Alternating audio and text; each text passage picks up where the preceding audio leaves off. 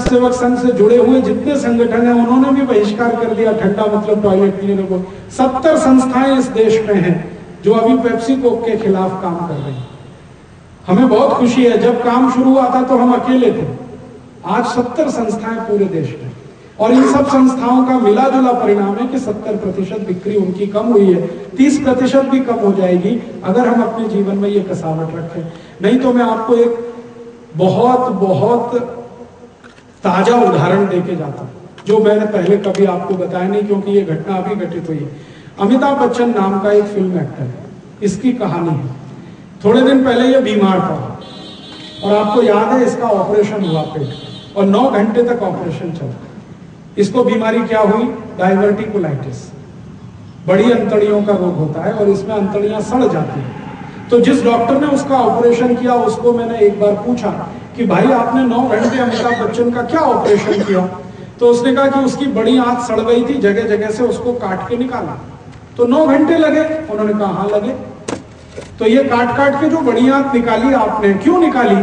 तो उन्होंने कहा अगर नहीं काटता तो मर जाएगा, तो उसको बचाने के लिए ये किया।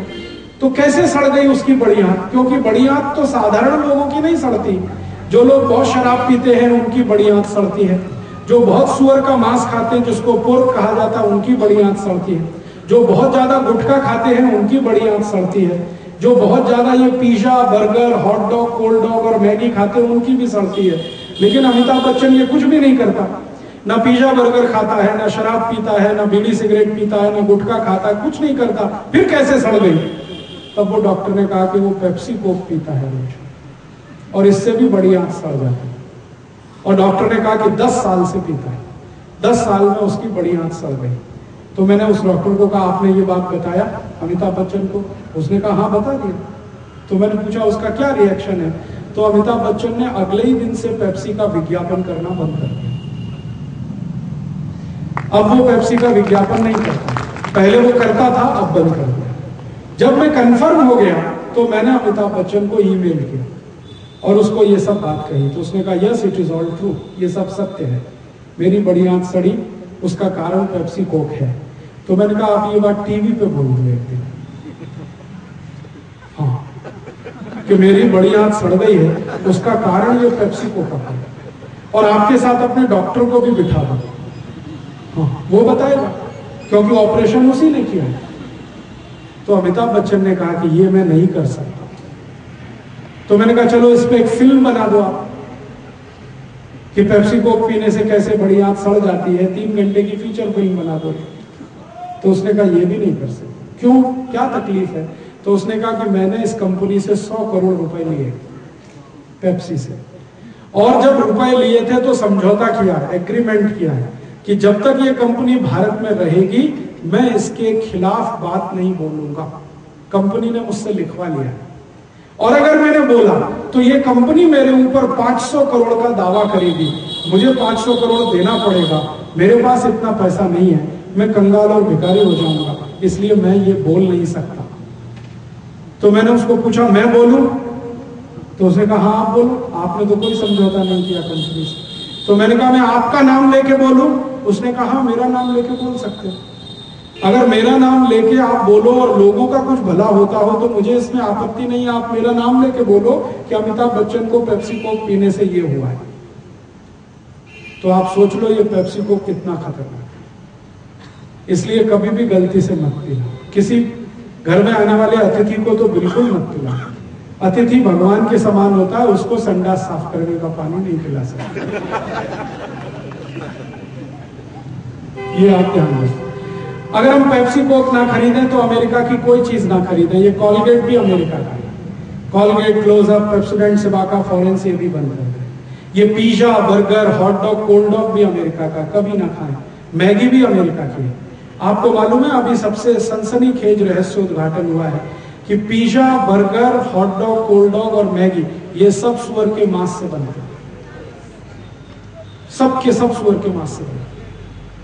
और भारतीय एक व्यक्ति अमेरिका में रहते हैं, वो कट्टर जैन है, उन्होंने अमेरिका के मैकडोनल्ड कंपनी पे केस किया कि इन्होंने मेरा धर्म भ्रष्ट किया।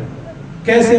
वो कंपनी बोलती है दिस इज ऑल वेजिटेरियन, तो बेचारे वो खाते रहे बहुत दिन तक, फिर एक दिन उनको शक हो गया कि इसका टेस्ट कुछ बदला बदला सा है, तो उन्होंने पिज्जा बर्गर खरीदा और टेस्टिंग के लिए दे दिया लेबोरेटरी में।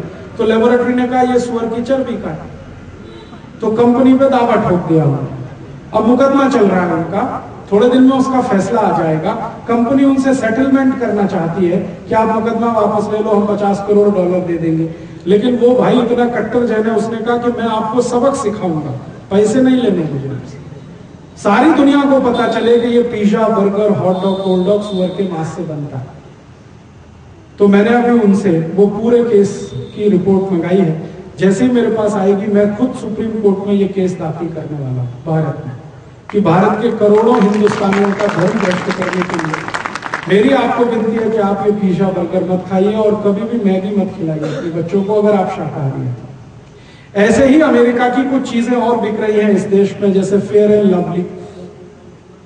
बहुत लोग लगाते हैं कि गोरेपन की क्रीम है। मैंने 4 साल एक भैंस को लगा के देख लिया, वो आज तक काम करता। दुनिया में कोई काला गोरा नहीं हो सकता, जो काला है वो काला है, जो गोरा है वो गोरा है, रंग नहीं बदलता कभी। हमने इस फेयर एंड लवली के खिलाफ मुकदमा किया मद्रास हाई कोर्ट में, उसमें हम जीते, कंपनी हारी। वो कैसे मुकदमा था, मेरा एक दोस्त है, वो मेरे साथ पढ़ता था इंजीनियरिंग में, तमिलनाडु का है, वो बहुत काला है, इतना काला है आपके घर में तवा है ना उसको उल्टा कर दो, इतना काला।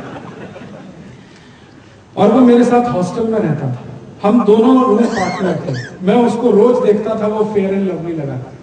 12 साल उसने फेयर एंड लवली लगाया, और वो बोलता है कि हॉस्टल में आने से 8 साल पहले से लगा रहा है फेयर एंड लवली। तो 20 साल लगाया, अभी भी चिक्कट काला। तो मैंने एक दिन कहा भाई कभी तो तू सुधरेगा। तो एक दिन उसको समझ में आ गया, उसने कहा अब बस, अब बंद फेयर एंड लवली।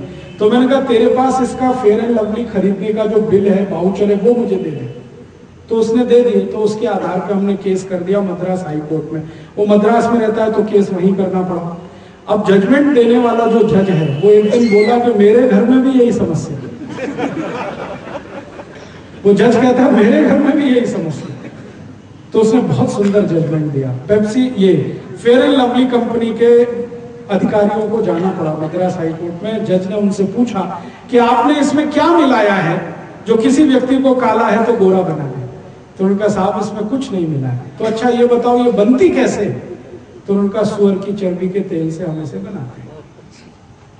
अब भारत की करोड़ों माताएं बहनें ये सुअर की चर्बी का तेल चेहरे पे पोतती है और सोचती है बहुत सुंदर हो रही है। सुंदरता फेयर एंड लवली में नहीं है, क्रीम पाउडर लिपस्टिक में नहीं है। सुंदरता गुण, कर्म और स्वभाव में है। आपका गुण अच्छा है, कर्म अच्छा है, स्वभाव अच्छा है तो आप अच्छा है। आप मत लगाइए ये फेयर एंड। फिर आप बोलेंगे कौन सी क्रीम लगा, कोई मत लगाइए, जैसे आप हैं बहुत अच्छे। त्वचा हमारी जैसी है बहुत ही अच्छी, इसमें क्रीम पाउडर लगा के इसको खराब मत करिए। क्योंकि सभी वैज्ञानिक जो त्वचा रोग विशेषज्ञ हैं वो ये कहते हैं कि त्वचा को जितना ज्यादा केमिकल्स लगाएंगे उतनी खराब होगी। तो कुछ मत लगाइए। और ये कितनी महंगी है फेयर एंड लवली।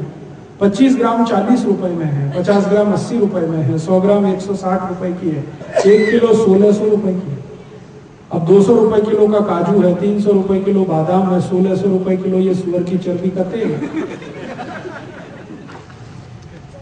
अगर आप थोड़े भी होशियार हैं तो 200 रुपए किलो बादाम खाइए, काजू खाइए, ये 1600 रुपए किलो की क्यों क्रीम लगाते हैं? बंद करिए इसको, कुछ जरूरत नहीं। और भाइयों से निवेदन है कि अमेरिका की शेविंग क्रीम ना लगाएं, जैसे पामोलिव, ओल्ड स्पाइस, ये सब अमेरिकन है। दाढ़ी बनानी है तो दूध से बनाए, मैं आपको पहले बोल के गया था, अभी रिपीट कर रहा हूँ। दूध ले लीजिए, चेहरे में लगाइए, रेजर चलाइए, बहुत क्लीन शेप बनता है। नहीं तो दही ले लीजिए, दही रगड़ के चेहरे पे रेजर चलाइए, बहुत क्लीन शेप बनती है, खर्चा भी कम होता है, स्मार्टनेस भी आती है। और दूध और दही से दाढ़ी बनने लगे तो उसकी बिक्री बढ़ेगी, तो मुनाफा किसानों को मिलेगा, तो किसान अमीर हो जाएंगे तो देश भी अमीर हो जाएगा। आप अगर अपने जीवन में थोड़ा बदलाव करें तो अमेरिका की हर कंपनी को हम जवाब दे सकते हैं।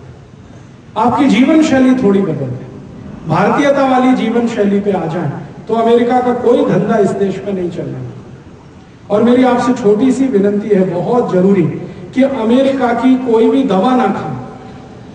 और मेरा तो आपसे एक कदम और आगे बढ़कर कहना है कि एलोपैथी की ही दवा ना खाएं, क्योंकि खतरे सब उसी में है। आपको मालूम नहीं कौन सी दवा टेस्ट के लिए आई है, कौन सी ट्रायल पर आई है।